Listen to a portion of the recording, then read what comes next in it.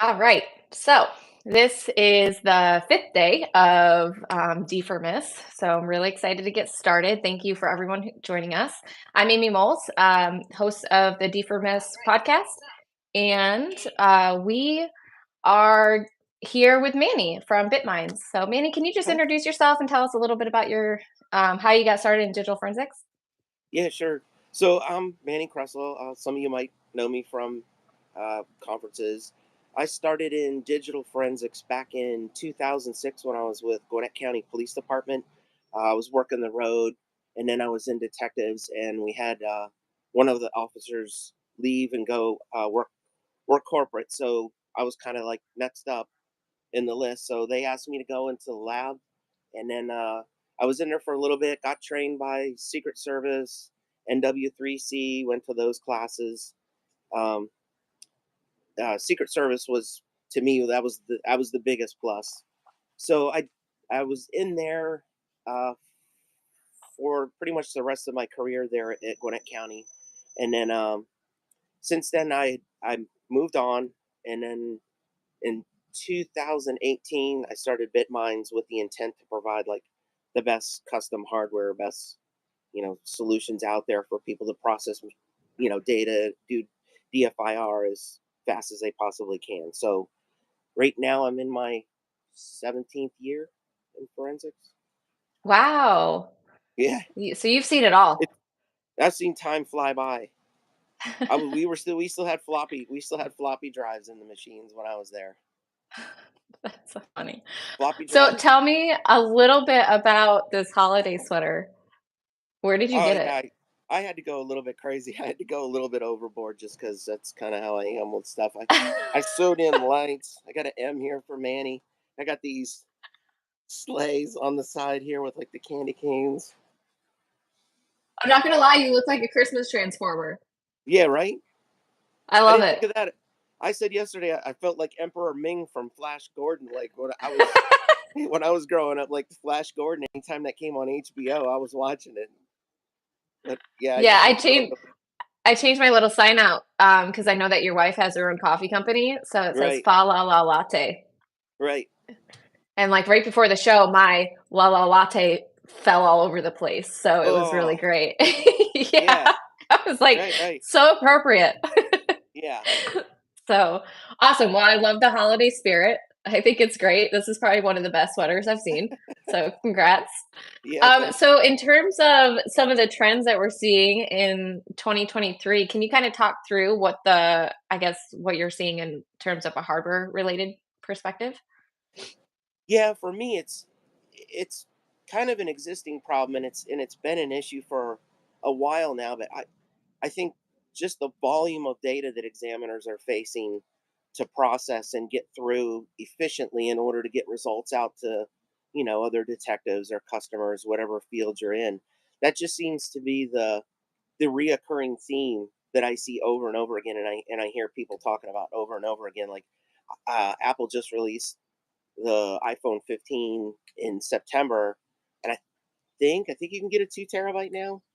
But I mean, I was talking to some folks at the last conference, and they said a lot of the rips they're getting now, the phones are like 256 gigs of you know a file size for them to go through.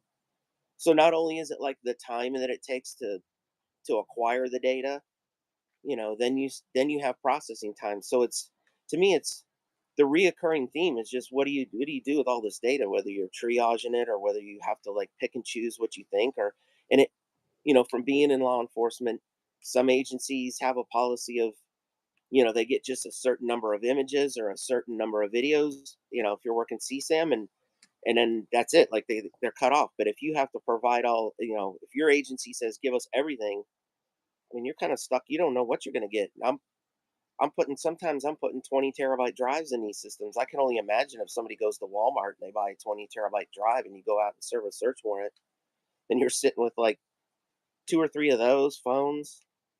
Like you have to have some kind of solution in place to handle all of it.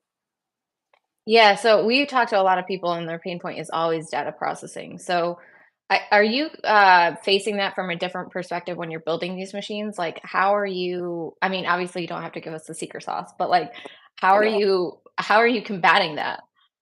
well, I've always said, um, or not always, but even when I was in my lab, what I tried to do is I would have like certain machines that would make the images. And while those machines were making images, I would be processing the images from the other machines, or process those like EO1s or whatever files, whatever you use. Some people don't use compression, some people do. Sometimes it's a DD. But I would use one machine to process, another machine to make images. And now, thankfully, I mean, there's a lot of disk imagers out there, like the various companies that make all the imaging devices out there that are just standalone. To me, I've mentioned to customers like it makes sense to buy, you know, a $3,500 device, or some of them are more expensive, like a $10,000 device. Make all your images with that. Move all that data over to your machines and the use the machines to process that data. So I've told customers too, sometimes to me it makes sense if you have enough to buy one really big machine, buy like three individual machines. That way you can do like phones on one, disk images on another, maybe leave the other one open for, GPS, vehicle forensics, something like that. So in I this think it, case, sharing is caring. you're right. Yeah. Yeah. I mean, I think it's a good way, or at least for now, short of crafting, short of crafting the machines so that they'll process the data fast. Like, you have to have some methodology to deal with it. Like, if you dump 2 or 3 terabytes worth of data on a machine and it's just sitting and churning for days on end, you're kind of stuck. Like, you can't stop it. It has to finish. It has to process. So you got to get Yeah, results. yeah, absolutely. And a lot of times the timeline to get results is so small too. Right. So I think a lot of individuals, when they hear us talking about it and they aren't performing the casework themselves, they're like, Uh-huh. "Okay, well, you just sit there and then when it's done processing, you get to it when you get to it." It's like, nope. Sometimes people's lives No. are on the lines, or Oh yeah. there's a dangerous situation where you need to remove somebody from that. Right. There's a lot of different reasons why people need it quickly. Oh yeah. So making the machines that you're making to process that and to handle that data flow, I think is super important. Yeah, and that's one of the things I focus on is making sure that there's, and I've pretty much moved away from rotational disks.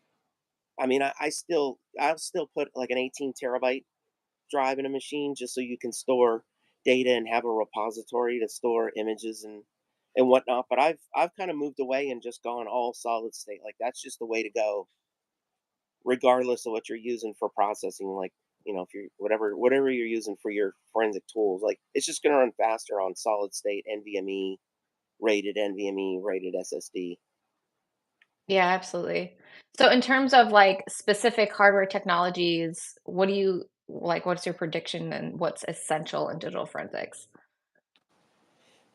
um I think personally, like, speed and power is what you're going to need. I kind of feel like encryption is also going to get big. Like, I mean, we all know, like, in order to get through some of these phones, you got to have something to break through the encryption. Then you're dealing with the size of the size of the file that comes out the other side that you're left with. So I think encryption's going to be. I mean, to me, I mean, I'm getting requests for quotes on, encryption, like decryption engines, I all was the just time. going to ask if that's something that you work on. Oh yeah, yeah. We have everything from, and I kind of like them. We have everything from just a little small box that you can use. I started putting in the 4090s as soon as they came out, and they're running. I mean, with a zip file, which I know is, it's kind of cheating a little bit because zip files run really fast. But with like a single 4090, I'm getting 16 million password, temps per second. Can you kind of, so just for the audience that's listening that might not be as technical, can you kind of tell us the difference when you say 4090? What is that? And then Oh what yeah, was the speed before? right, right. Um, so I pretty much always use NVIDIA cards in the machines, and right now they're in the 4000 series. So they're at well, so there's a 4060, 4070, 4080, and a 4090. 4090 is at the high end. Before that, it was the the 3000 series. So the 3090 was like the king of the cards. So you usually want to go for like the top, like you go for the top card just because it'll process more, it'll attempt more passwords per second than, let's say, something like a 4080 or a 4070. Like if you're serious about decryption, you go with like the high end card.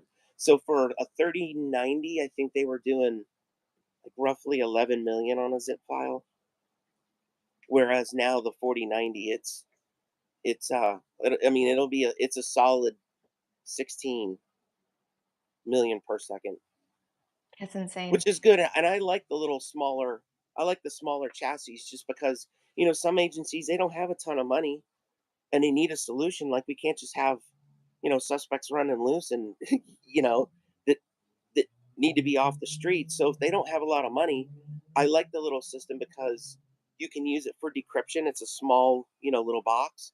And then when you're not using it for decryption, you can use it as another processing engine to process all your data. And then it's cheaper. Some of these solutions. I mean, I just built some over the summer. An agency wanted 8. They're called RTX 6000 ADA cards. They're way super advanced, but they're 5,000 a piece. They got 8 cards in the box, so you're talking 40 grand just for the cards alone, not including the hardware. So I like making a solution that, an agency that doesn't have a lot of money, they can Yeah. buy something. They'll have just something that they can use. Yeah, the lab that I used to work in had a decryption box, and I think we had a few of them, and it was $50,000. Oh But they yeah, had the budget to support that. So I can't imagine a right, small law enforcement department would have that type of money to spend on just one machine. That might be right. their whole tech budget for the year. Yeah, exactly. So I Yeah. try to give them something. I try to give them something that they can use. You know, mo- I like to use the word multi-purpose, but it's nice for them to have at least something without having the giant, like you said, giant tech budget. So when you're building the machines out, because you're building them for multi-purpose, obviously they're like an open platform, so they can have any type of OS on there, right? Oh yeah, And yeah. then they Some can choose whatever software they want to run on it, so it's not restricted or anything along those lines. Yes, yeah. That's true. Yeah, some customers want Linux. Some people, some examiners, they don't have much experience with Linux, so they don't really care. Most of the time, I'm still installing Windows 10. I have like a giant stack of Windows 10 disks, so that's for the most part that's what everybody's still going with. But yeah, Linux, I get customers that are big into that. You So get is like, there go ahead, sorry. oh, I saw he's going to be on the show if he wasn't already. But you get like the Aaron Sparling types. It's just the coding guru, and he's just scripting away at Linux. Yeah, and I think the majority of the software that's supported in digital forensics is Windows-based too, so I think we see that a lot, Right. that trend. But I have some experience. There's a new tool coming out that runs off of Linux, and it's pretty fast. It doesn't have a lot of the overhead that Windows does. Oh, okay. So Linux I feel like might become more popular. Are I'm you kind allowed to say what it is? of the software Yeah. NBF tools. Okay. Yeah. Have you, tried it out, or Oh have you yeah. have experience? You like it? Yeah. I put it on a machine, just a simple machine. I think the machine, like the cost to build it was like $4,000, and it What is the was cost normally? I mean, for it's like a probably a range, right? for Obviously, depending on what you need. yeah for like a just like a regular. I'm gonna call it regular, but like a multi-purpose, like full functioning system. I usually like to tell people, like, for me, I like 8,000, 8,500, maybe less if you don't need a lot of graphics power. The Okay. graphics cards are a lot of the times what like what the big cost is the graphics cards. Because a 4090, like we were talking about before, I mean, it's $2,000, $1,800. But Yeah. you can run a lab just fine on a 4070 Ti, 4080. I mean, some people want more horsepower, but I mean, who doesn't, right? right, right. More power. Yeah, More power, more better. No. right. Yeah, So in yeah, terms of, like, computing architectures and hardware designs, where do you like the overall impact, going into digital forensic case processing into 2024? Where do you like, what do you think that's gonna look like or yeah.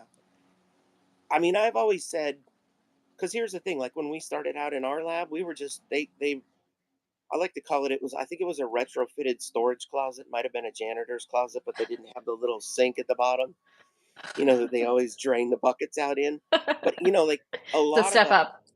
yeah, right. A lot of us are in labs that are super small. So I've always said I like to make the machines as small as you possibly can to fit as much equipment in that machine, so that one, you can have like those multiple systems in a lab. Maybe you run off two or three machines, or maybe you have that like standard $8,000 one, and then you have a couple smaller systems that you can run like side cases on. So I kind of, I'm saying that because I kind of feel like, and I don't know, maybe I'm just trying to steer this trend that way, but smaller, going smaller. Like I have a new system I'm working on now that's it's about the size of a shoebox. When I was out there this year, and at the conferences, I had one that I put a loaf of bread next to, and I kind of used that as my inspiration to make this new machine. But the new machine I have has like, it has handles on the top, so you can pick it up and carry it around. But Oh, it nice. yeah, it's literally like just a little bit bigger than a loaf of bread, a big size loaf. But So did you have a specific target in mind when you built that machine? yeah, yeah, I mean, so there's a lot of examiners out there now that are doing um, like video forensics. Uh, I think it's Leva, law enforcement video analysts. There's a group of them, and to me, they do like, they just process mostly all video. I mean, I say that kind of loosely, like I know that's not all they do, but like their But the main focus. majority of their casework is that, Right. yeah. So I designed that small box because I figure they may be stuffed in a small little cubicle, they may be in a small room, but I wanted that small box to be able to handle a 4090, which I don't know if you've ever seen one, but they're almost like the size of a skateboard. They're crazy big, like they're huge graphics cards. So I wanted that machine to be able to house a 4090 in it and still be fully functional. Like the board I put in it has three NVMEs on it, and then I'm having it designed where I can put four SSDs inside of it. So storage wise, capacity wise, it's going to be like storage powerhouse. It'll have like the latest Intel. I can still put liquid cooling in it. So kind of a trend to me is, I, for hardware based, I think smaller is better. Like some of these big machines out there, they're the size of a small refrigerator. Like some people don't have all the room to have big machines. You don't wanna be shoulder to shoulder to your You're right. machines? All crammed in a small space in a lab. No, I can't imagine the heat too. Oof. Right. We used to, the office I used to work out of was really small, and we would have these massive forensic machines, and it was so warm in there that they actually gave us one of those portable AC units to put in there just to cool down the room because it would I mean, I'm cold all the time. I live in Florida, so I was like, "Oh, I love this. This is nice. I'm warm, toasty. It's a nice balmy 88 degrees in here. It's perfect working conditions." But for everyone else on my team, they hated it. Right, right. Yeah, we had one at Gwinnett. It had to vent into the ceiling because we had AC in there, but we had a server in there, two machines, other machines that were running, that were ripping data. Like it was constantly hot in there. Yeah. The only time you turned the AC off was like at Christmas time, and then I don't think actually ours ever turned space off. heaters. Right. Unless you needed to have, like, a quiet moment where you had to turn it off so you could actually hear each other in the same room, but I think it ran all the time because it's so warm in there. Yeah. No, Oh we yeah, could I can't agree with you more on the smaller size. Obviously, like Atrio is a tiny, tiny little thing. But sure, we yeah, built it so that it's portable, it's accessible, people can take it with them wherever they want. They can plug it in their car, it's made for on-scene triage. So, um, yeah, we 100% agree that that's where it should go, like yeah, trend-wise. It's funny because I feel like cell phones kinda do the same thing. It's like we went really small, then we went really big, then we went really small. yeah. Of course, I always go for the biggest iPhone. I always get the Max. So I would look ridiculous with the plus. I feel like it would take up like half my head. yeah, yeah. So, well, you seem to have like a really wide range of experience. So, people going into digital forensics professionally, where should they start? What advice can you give them? Oh my, I mean, I would definitely like if you're not law enforcement. The good thing about law enforcement, they have. I mean, there's a nice path there with NW3C and IASIS and the variety of other classes like with Jessica Hyde offers with at Hexordia. Like there's a variety of classes and even like her classes for a non-law enforcement entity. If you can't get local training at a community college, that's probably the best avenue.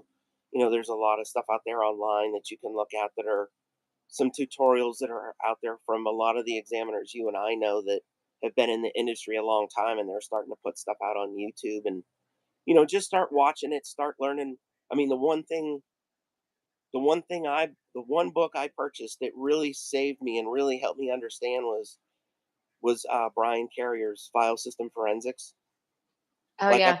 I mean, we pretty much like if you've been in the industry a while, pretty much everybody knows him. But the content that guy put in there is just it's invaluable. So books like that, and there's a handful of other books. Like I saw Rob was on the show. He wrote it, and I mean it's nice. Like I bought a copy as soon as he released it on Amazon, and I just got it. He just signed it for me. But it's a little book. Just like basic forensics. Start reading some of those. Start watching videos. Find some courses to pick. Go to a community college if they offer. I mean, I don't honestly, I don't look at the community college list, but I figure that's probably I know that there's a lot of colleges that have that as a course curriculum. Yeah, absolutely. And if there's a ton of online like Udemy classes too for programming to start out as well that you can kind of get an understanding if you're not extremely technical. I think Yeah. computer programming is definitely something really important when you're starting out to kind of understand fundamentally how the Yeah. programs are working too. Yeah, and I also think it helps to um at least my opinion. I also think it helps too to get comfortable with command line. Yes. Like a lot of this stuff that a lot of the stuff that these brainiacs that are out there now, like the Jessica types and the Aaron types, like they're just scripting gurus. So like a lot of the stuff I feel like they're scripting it out of like memory forensics, volatility, all that stuff is all like to me it's not all command line, but I feel like we got away from command line. Like when I first started, I was in DOS, like I think DOS 3.11. So I was okay with command line, but I think Linux is gonna be kind of prevalent, and I think command line's probably gonna we're gonna have people are gonna have to start learning a little command line, to script data out of these collections that they have. Yeah, I see a lot of individuals, a lot of junior examiners when we interview candidates that they don't have a lot of experience with command line, but they'll say, they have experience with Python, and then when you dig a little deeper, they conceptually understand, but I don't think they have a lot of practice with it, and the practice piece is important, right? Right. And there's a lot of online labs where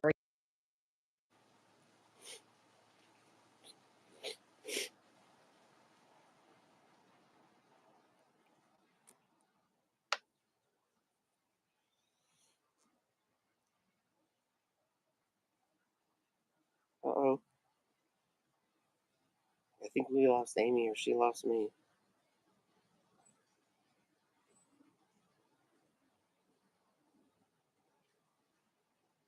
am I back? I'm back. Am I back? All right. Weird. I heard you all. No one heard me. So, not sure what happened. Yeah. Okay, so um, I think I'm back up. Everyone can hear me. So I don't know where I dropped, but I was saying that there's a lot of online labs and stuff, and I think the practice of computer programming and that language piece is really important, especially going into it. And there's a ton of free labs and free courses that you can get your hands on, or very cheap courses that you can get your hands on, and it doesn't have to break the bank if you're just starting out, Right. or if you've been a seasoned professional for a while and you're going to shift into a different, niche of digital forensics. You can definitely do that fairly cheap for the most part. So D for Diva has a ton of free courses and resources. Jessica Hyde, you had mentioned her. Yeah. She has a ton of resources as well that are, on the cost wise on the lower side, but the quality is, at the top. So you'll definitely Right. be able to pick up and learn from those courses. Yeah, So definitely. absolutely. Yeah. Um, so no one heard me ask this question, so I'll just repeat it. Are there any anticipated changes or challenges you see going into the new year? I mean, besides what we talked about with the amount of data, I think one of the things, and I'd like to see it. I'm just going to say I think there's some companies working on it, or at least I hope they are. One of the things I'd like to see is an organism like a software company program the software to use the CUDA cores, like in an NVIDIA, like a 4090. A 4090, it's all geeky stuff, but of course, like we're comfortable here in this arena. But there's CUDA cores that are in like individual tiny little microprocessors inside of a GPU. I mean, there's 16,384 CUDA cores in a 4090. So, I mean, if somebody can figure out how to program their software to use those, you're talking the ability to use 16,000 plus processors to run data. And I kind of feel like at some point we're gonna have to get to that point. Like data's not going away. Forensics isn't going away. We all got freaked out when BitLocker came out. Like we're way past that now. Now we can break through. Now we can get through BitLocker. I know companies are going to introduce more encryption, but I don't think we're ever going to get to the point where the brains of the community can't figure out how to reverse engineer encryption and get through it, or figure out how to process data faster with something like a graphics card. There's some they also have FPGs that are basically like cards, like PCIe cards that you would plug into the motherboards. I think we need to figure out how to program those and use FPGs as well to Yeah, run absolutely. faster. Then you don't have to Yeah, you don't have to we have a little eGPU plugin for that reason, right? yeah, right. So That way some they don't need more power, more better. yeah, exactly. Yeah, exactly. Yeah, because I mean it's at some point we're gonna have to figure out a way besides, and I mean it just is what it is. I'm just gonna say it. Besides buying more and more and more machines, like you're just going to have one or two machines that's fully loaded with like GPUs or FPGs, or I don't know, whatever other technology that comes out that's out there hardware wise that the community can use to go faster. Yeah, absolutely. Well, it'll be interesting. Now that you just put that tidbit out there, I wonder what will happen. Yeah, I mean So, we're already using the cards. I mean the Leva folks, they're already using the GPUs. Of course, obviously it's video forensics, but so they have to use a video card. But I mean they're already heavy on using those cards. So it's just going to take somebody, one of the big manufacturers, software manufacturers, to figure that out. yeah. Well, someone's gonna figure it out. Yeah, And hopefully. then we'll have another conversation about it and be like, "How did you know?" Right, right. So, well, thank you so much. It's been a pleasure having you on the show. Before we end, what's your favorite holiday movie? What's your go-to? Oh, without a doubt, the night before with Seth Oh, Rogen, really? Anthony Mackie. Oh yeah, Okay. yeah. It's just I don't know if I have seen that. it's like three guys that were friends since they were little, and one of the guy's parents died, so they all get together every year, to make him feel good, so he doesn't feel like he's alone at Christmas. And like this is their last Christmas, and it's one of those. It's kind of like super bad. It's like a whole night full of just craziness. Just We have another one for Die Hard. I mean, we oh did yeah, pick that one. right. There's this whole debate though. Is Die Hard a Christmas movie? Is it not? I don't know. I think it I is. mean, it's always on.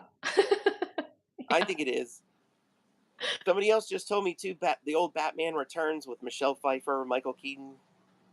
That's a Yeah. Christmas movie because it's set at Christmas time. So I, I I mean, don't. it fits all seasons in my opinion, but Right. Yeah. Which I appreciate. I like the fact that I got picked for the Die Hard movie because I'm actually out in California. I figured I'd let you guys see the palm trees in the back. they are Oh, beautiful. yeah. So, all right. Well, I will make sure that you don't sweat it in your Christmas sweater too much longer. It's actually I know nice that and the cool. weather is beautiful. Yeah. You probably don't need the giant sweater on, No, but not for long. I have on shorts now.